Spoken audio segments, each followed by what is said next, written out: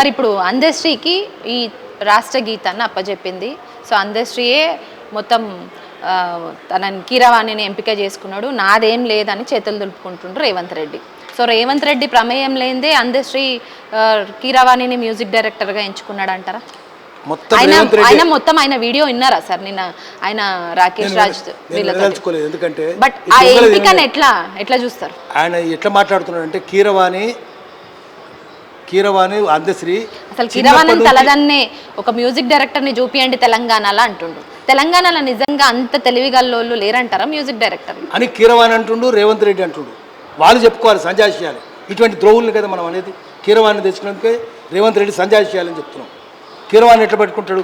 తెలంగాణ అవమానిస్తుంది రేవంత్ రెడ్డి. అందుకనే తెలంగాణ వాళ్ళు బెత్తం తీసుకున్నారు.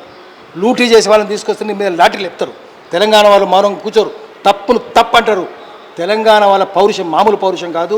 త్యాగం, ఇటువంటి పౌరుషం, ఇటువంటి త్యాగం, ఇటువంటి ధైర్యం ప్రపంచంలో లేవని చెప్పి సునీల్ పురుషోత్తం పుస్తకం రాసింది. అమెరికాలో స్టాన్ఫర్డ్ యూనివర్సిటీ పబ్లిష్ చేసింది, ఫ్రమ్ రాజ్ టు రిపబ్లిక్ అని. కాబట్టి రాజ్ టు రిపబ్లిక్, మళ్ళీ ఇది రాజ్యం ఉన్నది. రాజ్యం ఈ రాజ్ రిపబ్లిక్ పోవాలి. రిపబ్లిక్ లేదు తెలంగాణలో. ప్రజాతంత్రం లేదు, చోరతంత్రం ఉంది. కాబట్టి చోరులందరినీ ఇంటికి పంపిస్తారు, ప్రజలు మళ్ళీ రాజ్యం తెచ్చుకుంటారు. సో ఈ గీతంలో కూడా ఇప్పుడు 33 జిల్లాలు ఉన్నాయి. వాటిని మళ్ళీ రేవంత్ సర్కారు కుదిస్తామంటుంది 10 జిల్లాలకి. మరి ఈ పాటలో కూడా మరి 10 జిల్లాలకు సంబంధించి వాడతారా, లేకపోతే ఏ జిల్లాలను పెడతారు ఉండొచ్చు సార్? అది కీరవాణిని అడుగుతాడు. కీరవాణి తెలంగాణకు తెలివి లేదంటాడు, తెలంగాణకు తెలివి లేదని అంటాడు. మరి తెలంగాణను తిట్టించుకోవడానికి, అవమానాలు తెచ్చుకోవడానికి కీరవాణిని పెట్టుకున్నారు.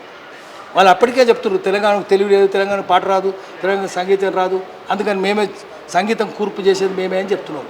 కొరియోగ్రఫీ వాళ్ళే చేయాలట, ఇంకెవరు రాదట. సినిమా వల్ల తెలంగాణ ఎక్కిరించిన వల్ల పెట్టుకునేది. అందుకని రేవంత్ రెడ్డి కొద్ది కూడా బుద్ధి లేదు. సినిమా వాళ్ళని పెట్టుకున్న రోజే రేవంత్ రెడ్డి పని అయిపోయింది. కీరవాణిని పెట్టుకున్న రోజే నీ పని అయిపోయింది. నువ్వు కీర్తివాణి, ఆయన కీర్తివాణి, కీరవాణి కాదు, లేదా చోరవాణి. కీరవాణి కాదు, చోరవాణి. ఆయన కీరవాణి, రేవంత్ రెడ్డి చోరవాణి. అందుకని అందశ్రీని వాళ్ళు మొత్తం పాత్రను తొక్కేస్తారు. స్క్రిప్ట్ ఇచ్చి చదవమంటున్నాడు, అందశ్రీ చదువుతున్నాడు అంతే. ఇప్పుడు తక్కిన వాళ్ళు పదవులు ఆశ పెడితే మాట్లాడరు. అందుకు కేసీఆర్ అయినా పదవులు ఆశ పెట్టి మాట్లాడకుండా చేస్తాడు, రేవంత్ రెడ్డి కూడా పదవులు ఆశ పెట్టి మాట్లాడకుండా చేస్తాడు.